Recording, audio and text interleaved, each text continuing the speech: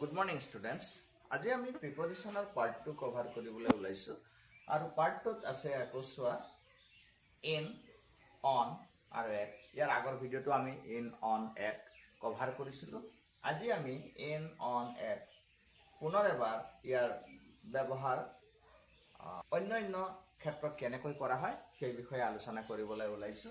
On মানে ওপৰত আৰু এট কোনোবা এটা নিৰ্দিষ্ট স্থান বা ঠাই।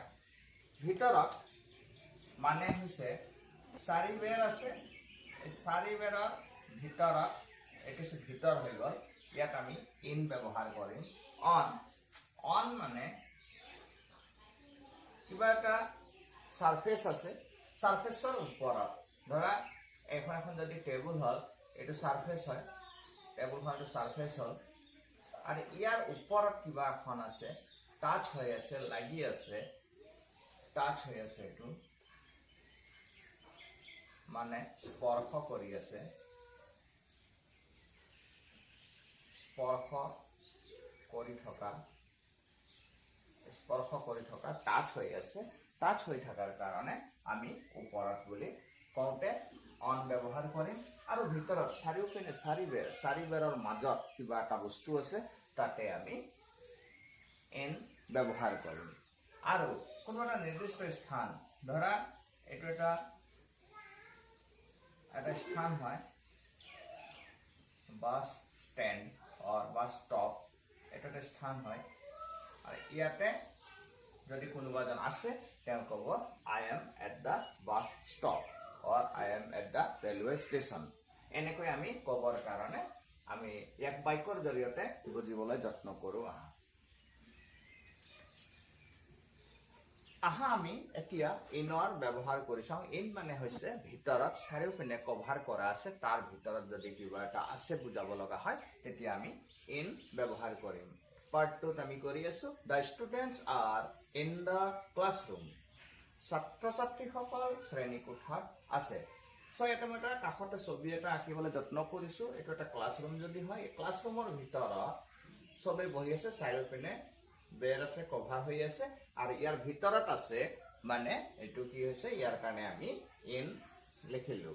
দ্বিতীয় বাক্যটো চাওঁ, the players R playing in the playground. খেলুৱৈসকল খেলপথাৰত খেলি আছে। এতিয়া খেলপথাৰ বুলি যেতিয়া ক'লো তাততো চাৰিবেৰ নাই, তেনেহ'লে তাত আমি ইন কেনেকৈ লিখিলো?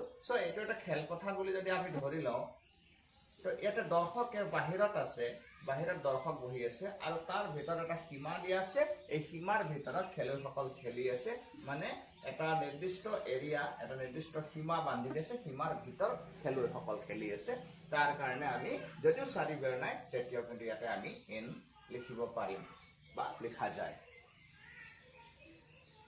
এইবাৰ চাওঁ, he is in the bus. তেওঁ বাছখনত আছে।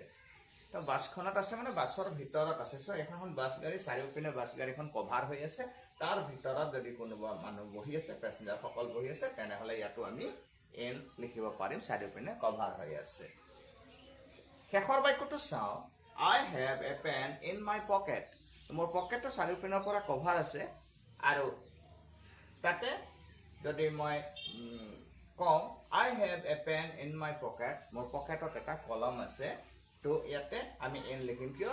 তিনিওপিনে যদিও কভাৰ আছে, এপিনে খোলা, তেতিয়াও কভাৰ হৈ আছে, যাৰ কাৰণে আমি ইয়াতে ইন ব্যৱহাৰ কৰিছো।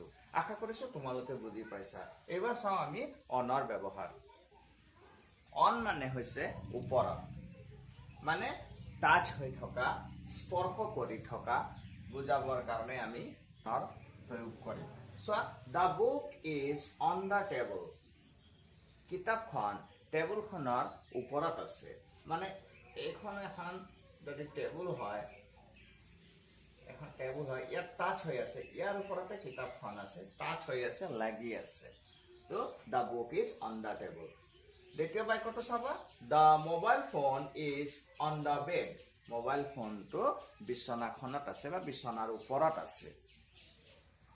আমি চাওঁ, এটা উদাহৰণৰ কাৰণে কৈছো, the pen is on my hand.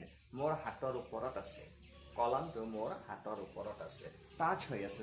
Touch হৈ থকা বুজাবৰ কাৰণে আমি অন ব্যৱহাৰ কৰিছোঁ আৰু অনৰ অৰ্থ হৈছে ওপৰত যেতিয়া স্পৰ্শ কৰি থাকিব টাচ হৈ থাকিব তেনে ক্ষেত্ৰত আমি অন ওপৰত বুলি ক'বলৈ এনেকুৱা বাক্যবোৰ আমি লিখিম আশা কৰিছোঁ বুজি পাইছা এবাৰ আমি এটৰ প্ৰয়োগ কৰিম তিনিটা বাক্য লিখিছোঁ এট আমি ঠাই কোনো নিৰ্দিষ্ট ঠাই বা স্থান বা সৰু ঠাইৰ কাৰণে ব্যৱহাৰ কৰোঁ চোৱা I am at the bus stop. ইয়াতে এটা মই আঁকিবলৈ যত্ন কৰিছোঁ বাছ ষ্টপ বুলি এটা বেনাৰ এখন লগাই পেলাই এনেকৈ বনাইছোঁ I am at the bus stop. মই বাছ ষ্টপত আছোঁ He is at the railway station.